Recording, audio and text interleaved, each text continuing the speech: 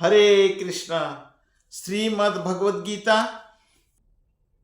अध्याय 3 श्लोक नंबर 28। तत्ववितो महाबाहो गुणकर्म विभागयो गुणा गुणेषु वर्तन्त इति मत्वा न सज्जते। अनुवाद। हे महाबाहो, भक्ति भावमय कर्म तथा सकाम कर्म के भेद को भली भांति जानते हुए जो परम सत्य को जानने वाला है, वह कभी भी अपने आप को इंद्रियों में तथा इंद्रिय तृप्ति में नहीं लगाता। तो हम पिछले श्लोक में पढ़ा, कर्ता अहम इति मन्यते, अहंकार विमूढ़ात्मा। जो अज्ञानी व्यक्ति है वो अपने आप को समस्त कर्मों का कर्ता मान बैठता है। कर्ता अहम इति मन्यते। और इस श्लोक में तत्वविद व्यक्ति, तत्वविद कौन है? परम सत्य को जानने वाला। परम सत्य क्या है? भगवान है। तत्वविद का विश्लेषण करते हुए प्रभुपाद जी लिखते हैं, श्रीमद् भागवत के अनुसार जो व्यक्ति परम सत्य को अर्थात ब्रह्म, परमात्मा तथा श्री भगवान, इन तीनों विभिन्न रूपों में जानता है, वो तत्वविद कहलाता है। वदन्ति तत्तद् विदस्तत्वम् यज्ञानम अद्वयम् ब्रह्मेति परमात्मेति भगवानेति शब्दते। ब्रह्मेति, ब्रह्म को जानता है, परमात्मा को जानता है और भगवान को जानता है। जैसा उदाहरण ले लीजिए, सूर्य का रोशनी, सूर्य लोक और सूर्य देव। सूर्य का रोशनी को जब हम देखते हैं तो सूर्य देव का उपस्थिति को समझ में आता है। और सूर्य लोक भी है।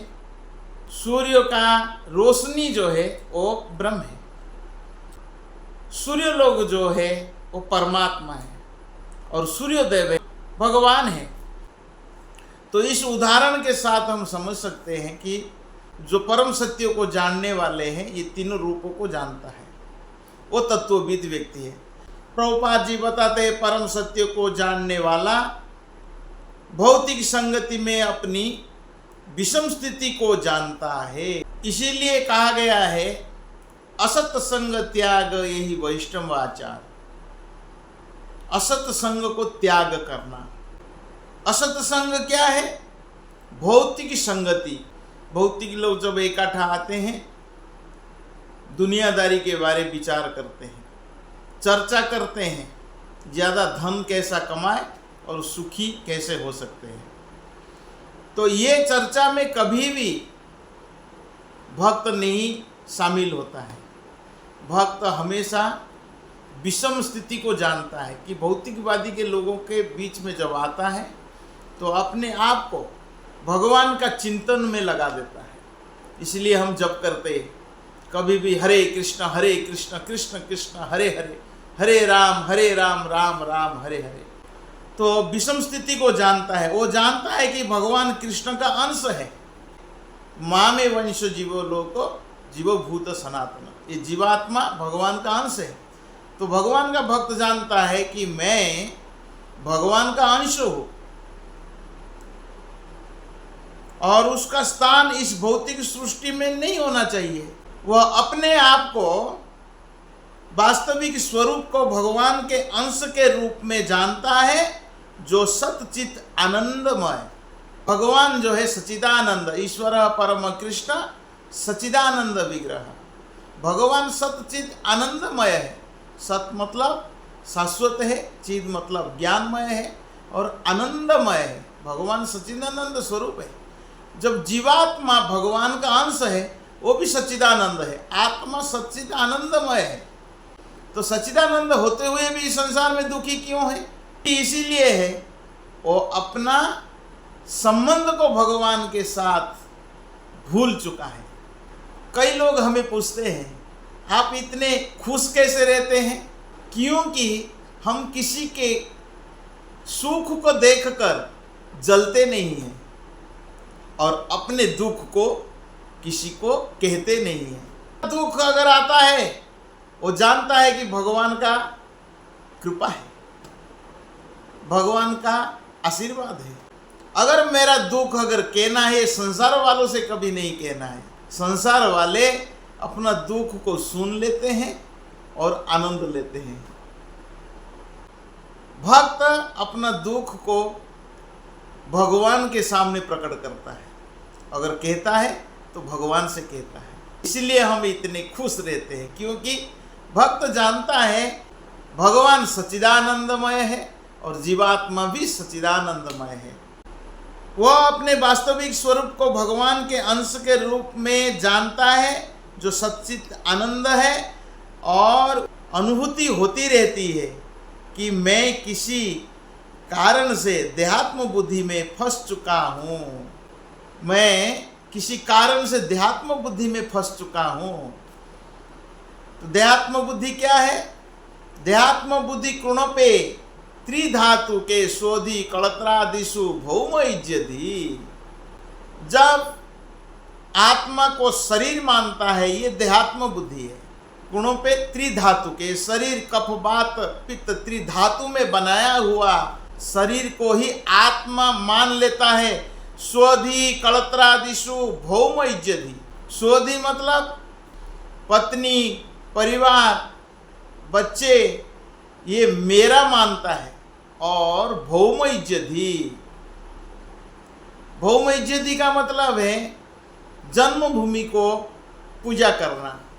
तो ये संसार हमारा नहीं है, लेकिन ये भौतिक जगत को परमानेंट मान लेना। तो अपना संबंध इस भौतिक जगत से जोड़ देता है, आत्म बुद्धि होता है। उस इस संसार का भूत लग चुका है। पिशाची पाइले जे न मति छन्न है। किसी को अगर भूत लग जाता है तो अमुक समुक बकता रहता है, वो बताता है मैं वो व्यक्ति हूँ, अपना स्वरूप को भूल जाता है। पिशाची पाइले जे न मति छन्न हाय मायाग्रस्त जीवर हाय से भाव उदाय। तो इस संसार में सभी को भूत लगा हुआ है, क्योंकि जीवर स्वरूप है नित्य कृष्ण दास, और अपना संबंध जो है कृष्ण के साथ है, कृष्ण का दास है, और यहाँ माया दास बन चुका है।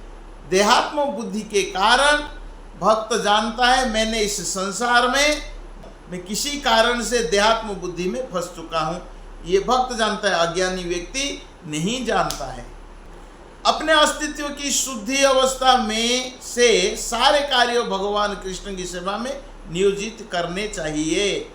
फलतः वो अपने आप को कृष्ण भावनामृत के कार्यों में लगाता है। भौतिक इंद्रियों के कार्यों के प्रति स्वभावतः अनासक्त हो जाता है, क्योंकि परम स्थिति जन्य तथा अस्थायी है। वह जानता है कि उसके जीवन की भौतिक दशा भगवान के नियंत्रण में, फलतः वह सभी प्रकार के भौतिक बंधन से विचलित नहीं होता, क्योंकि वो इन्हें भगवत कृपा मानता है। श्लोक नंबर 29। प्रकृतेर्गुण सम्मूढ़ा सज्जन्ते गुण कर्मसु तान अकृतृष्ण विदो मंदान कृतृष्ण विद न विचालय। अनुवाद: माया के गुणों से मोहग्रस्त होने पर अज्ञानी पुरुष पूर्णतया भौतिक कार्यों में संलग्न रहकर उनमें आसक्त हो जाते हैं।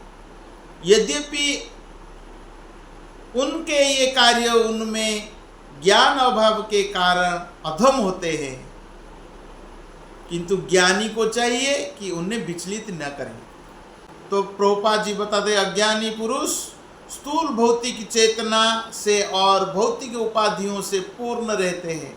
यह शरीर प्रकृति की देन है। जो व्यक्ति शारीरिक चेतना में अत्यधिक आसक्त होता है वो मंद अर्थात आलसी कहा जाता है। किंतु जो लोग आध्यात्मिक जीवन में जागरूक है उन्हें चाहिए कि इस तरह भौतिकता में मग्न व्यक्ति को विचलित ना करें।